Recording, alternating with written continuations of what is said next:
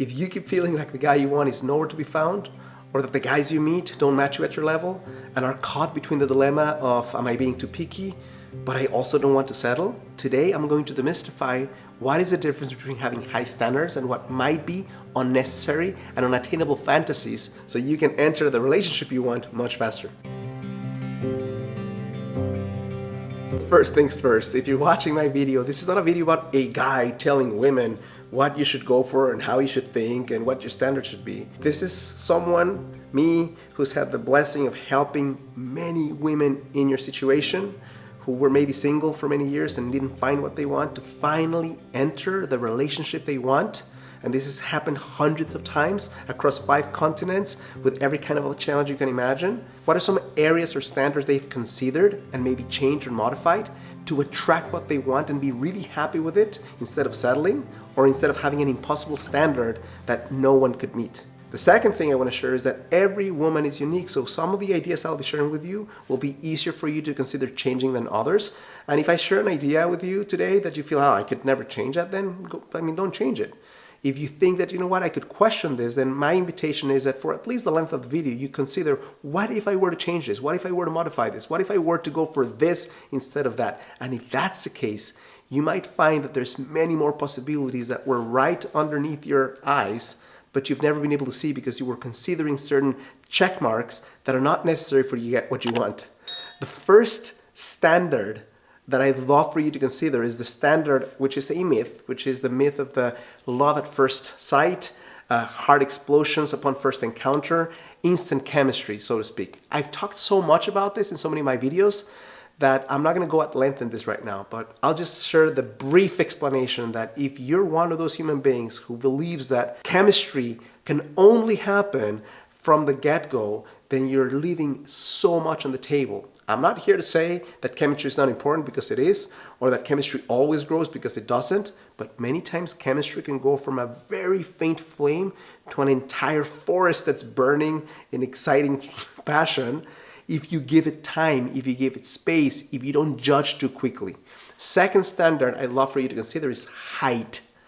This is one that's big for women, and I'm here maybe slightly biased because I'm a short guy and my partner is several inches taller than I am. We have an amazing relationship. But I'm here to say that if you're someone who has fallen for the idea that he must be taller than me, or not just taller, but taller by me by X number of inches, that you're leaving so much greatness on the table. And again, I'm not here to say that you have to change this, but what if you were to consider that? What if you were to go, instead of going for height, going for strength, or going for balance, or going for health? If you were to test this right now, just suspend your disbelief that this will never work and connect with guys who are maybe different in height than what you've been going for, you might find that what your shortcomings of height might be compensated in passion, in excitement, in health, in caring, in kindness, in intelligence. So one of those areas that, again, are really, really strict for many women, I'd say most women, and maybe one of the biggest areas of opportunity where you start poking holes into that theory that it has to be the way you think it has to be,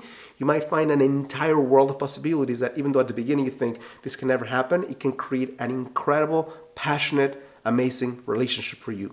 Number 3 is income. And again, there is this narrative that he must make more than you do. And while I'm a strong proponent to you connecting with a guy, especially if you're doing well financially, who's financially sound, there's a difference between being financially sound and being financially wealthy, or being financially orders of magnitude above where you are. The reason why I don't think it's important for you to connect with someone who's has a lot more money than you do, but has a stronger income than you do, is because you will find guys who are on the right trajectory, who are on the right path, who are conscious and happy with what they're doing.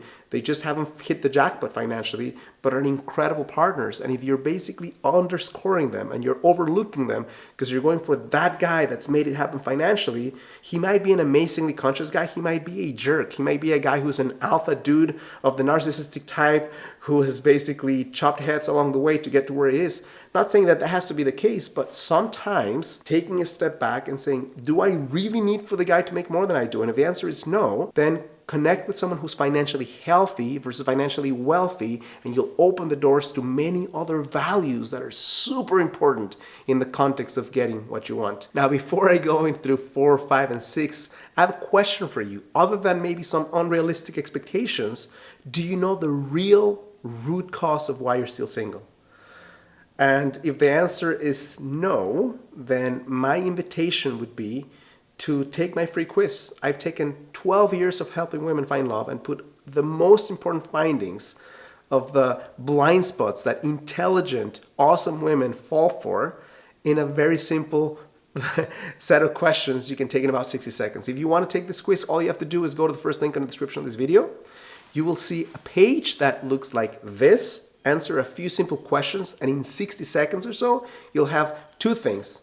The answer to the question why you're still single, and a report that will share with you the specific blind spots. Based on your specific blind spots, what's the number one action you can take starting today to course correct and attract the guy you want much faster. Number 4 is education level. I've connected with so many women who have it as a rule, and they've not really thought it out too much, but it's he must have X education level or he must have reached X degree. And I think that the underlying narrative is confusing education level with intelligence. I've connected with plenty of human beings who have accolades, little acronyms after their name, who are not very intelligent when it comes to human condition, human nature. So my recommendation would be, rather than going for some arbitrary idea of the level of education he must have, is connect with men who are intelligent, connect with men who are hungry for knowledge, connect with guys who are thinkers, connect with guys who have great conversations. Now, if you connect with someone, part of your thing is I want him to be intelligent, and he's not super smart, then I understand, you can move on. But if you're not even connecting with men because you think that because they don't have a PhD next to their name or an MBA or whatever it is that your standard is, you're not giving them a chance when they could be amazing entrepreneurs, they could be guys who have incredible theories you have never even thought of before, or maybe counterculture ideas that are well thought out. You might be doing yourself a disservice. Now, certain cultures have more of a tendency to really want to have that because it's kind of like, I think, going for safety.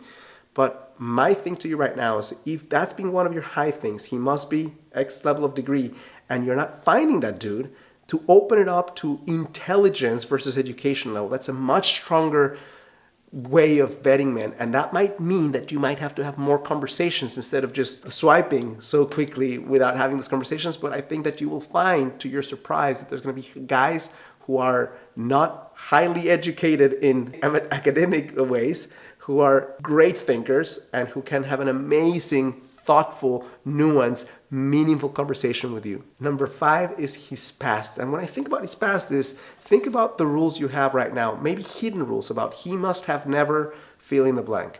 And while I'm a big proponent to you really thinking this out, and there might be some things that if he has ever done X things, they're completely out.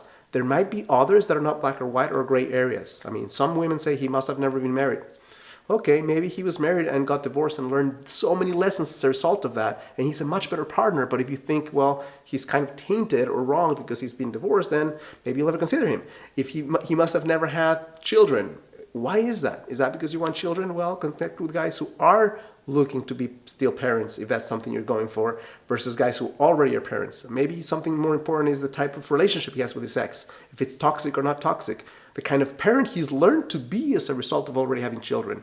So again, I'm asking you overall throughout this video that you really challenge and question the things that you thought you should not question, that you open them up a little bit, that you poke holes in the theories that you've codified as must be important. Because my thing is this: go for someone who's kind, go for someone who's intelligent, go for someone who's hungry, go for someone who treats you well, go for someone who has a passion for something in life beyond his work. Go for someone who has ideas of his own. Those are values that will create and sustain an amazing relationship that go beyond the things that I've been sharing here right now. That might be arbitrary ideas that you may have never really fully considered and might create the opening of you getting exactly what you want versus staying single. The last one I'll say right now is there's this underlying trend in women to go for ultra confident men. Nothing wrong with wanting your guy to be confident. Sometimes that extra oomph, that extra level of confidence veers into narcissistic behavior.